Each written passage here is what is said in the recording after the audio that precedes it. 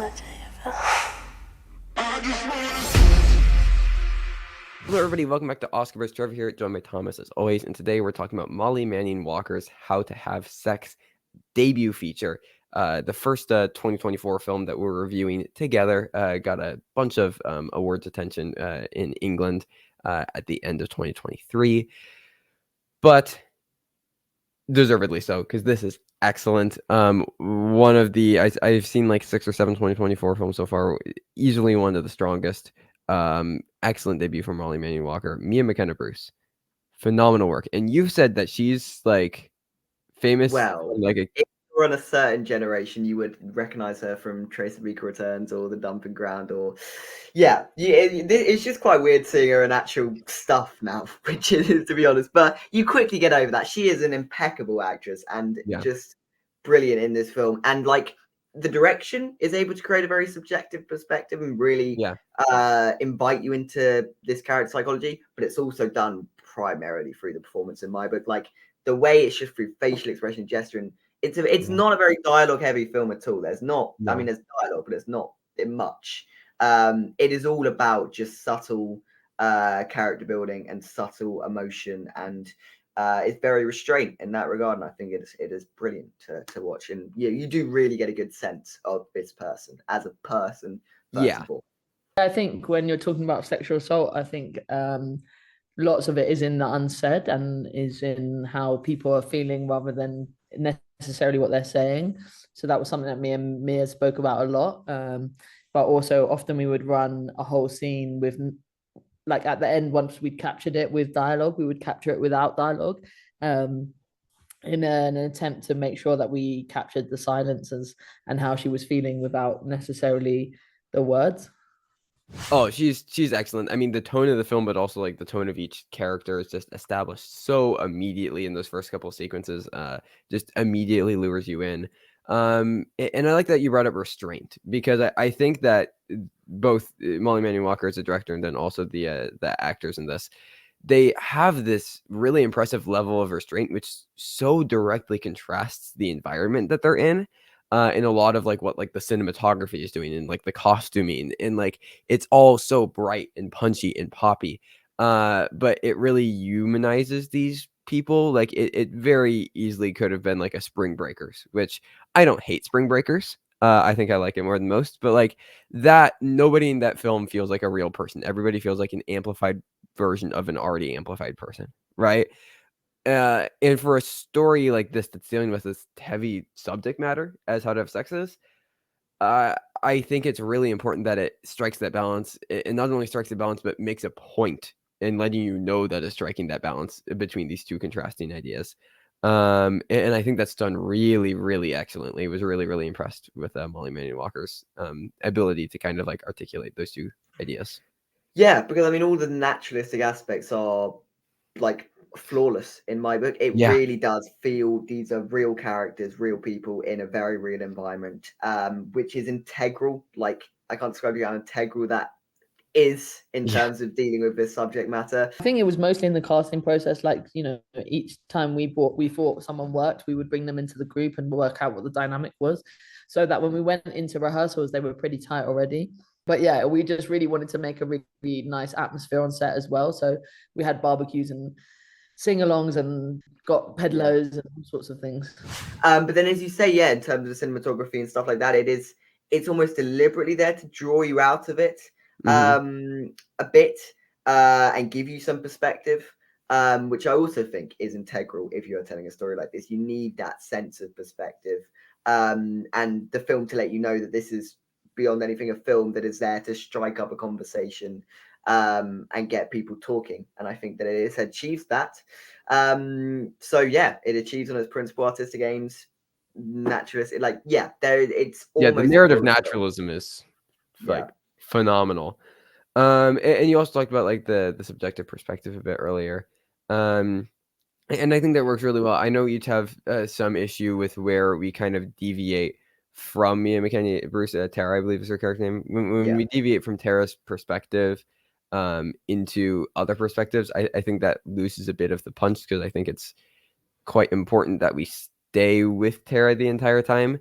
Though I do think it gives some interesting development for some of the two male characters that are kind of central to the film. But I don't know if that is necessarily as important as purely sticking with Tara. But regardless, as far as the subjectivity of the moments with Tara, I think those are excellently crafted. And the way that like the sound mixing works in conjunction with the editing and works in conjunction with the cinematography, like it's all really, really effective. And this is just like an excellent example of when performances and text and theme and technical elements and everything just comes together perfectly to like create and articulate emotions and feelings. And it's just like this is what just like really, really good filmmaking is. Yeah, I mean, I really wanted to allow the actors to sort of bring their own thing to it, but most of it is scripted. I think when you get 6 actors trying to improvise in one scene, it's really difficult because you can often end up quite far away from what you were trying to do in the first place. So there was some scenes which were slightly more improvised and a bit freer, and then most of it's very scripted. Yeah, and as you said, I think that is the major sort of problem with it that I have. It's almost a similar problem to like Killers of the Flower Moon. We've got these two very contrasting perspectives, and they sort of negate each other, and they can't really quite work together. Like, it is important that we get the perspective of some of these male characters, but equally that does inherently detract from Tara's very subjective perspective, which I think is a fairly fundamental problem, and it does take you out of the film just a little bit. Once we get back to Tara and we get back into psychology, which is done very quickly. It's not like it's only brief. Like if it was like the entire second act, then it'd be a problem. But it's brief, but it is still substantial enough to be a problem and to be noticeable. You are sort of taken out of her psychology. But I think once we get into that third act, then it. Yeah, and I also think, and yes, you could argue this is important to the film, that I do think it lacks closure. Yeah. I do think it lacks closure in a way, and you can argue that obviously. As I would argue, I don't think that when you're dealing with these ideas of sexual assault and everything, this was part of my issue with Promising Young Woman, and how, spoilers for Promising Young Woman, she dies at the end, but then the police come and wraps it up, and then all of the man, he goes to jail, and it just is like this like very direct and obvious justice, right? And that really sadly and unfortunately is just not usually what happens, and that is not true to reality. And I think that there's a really impactful dialogue exchange towards the end where Tara's just like, it's fine, and then it's just, no, it's not. And it doesn't even go beyond that. It's just simply that, because then Sky, I believe his name, she comes in and she interrupts, and then they move on. But it's like, I think it's supposed to leave you feeling a bit like you've been punched in the throat, and a bit like, there's something empty, and like you are lacking closure, and like you are still a bit uncomfortable by the end. And I think that that's just like, I don't know, I think that's exactly what Molly Manning Walker wanted us to feel, to really try to put us as much as we could in Tara's shoes. Yeah, I think, the Zoom element when she goes missing definitely heightens the fact that she's missing, and that it's kind of scary as to what happens. And so, yeah, it was a conscious decision to try and build the tension. And I think feels particularly horrific because she's a young female that, we're worried about. And I think we probably recognize a lot of ourselves in that moment. Potentially, yeah. I mean, I see those arguments. I do see those arguments. And it does make sense. Like, I feel like it would have been cheap if like there was closure at the end. I feel like I don't know. I don't know how you do that without it feeling like maybe closure's not quite the right word. I just don't think it ends on the right note, I guess. I think either cut it back a bit before or have it play out a little longer. I don't think the ending note that it chose to end on was quite right. Just in my, like, I don't really know where you go on from there, but I kind of wanted to keep exploring it. I kind of wanted it to keep I don't know, going. but I think it's nice that it's just like we've kind of drifted in and out of like when they, like, we start when they arrive and then we end when they leave. And it's almost like these moments, no matter like how kind of horrific and kind of terrifying some of what happened, it will just kind of stay there, for better or worse, likely worse. But it's just something that she kind of has to sadly just accept and just leave behind in a way. and just move on with her life. And I think that that's really impactful, that it kind of uses the place as a way of just kind of like metaphorically moving on. And I think that that's almost the closer in a way. Yeah, potentially. I just think when you are spending so long inside this, connecting with this one character, for it to leave it without, I don't know. I don't think we really get a clear sense of where this character is at the end, and I think it was sort of building up to giving us a bit more of a sense of where she's at. I think the psychology and the subjective. I don't know if I fully agree. Yeah, it's kind of lost towards the end. I think it does pull you out of this subjective perspective slightly towards the end, which I think is maybe a slight problem, and maybe why I wasn't quite connecting with the ending elements. I don't think we got a clear sense of where she's at mentally, which, since the rest of the film was so good at developing that, I was kind of I mean, it's not the most major flaw. Sure. Yeah.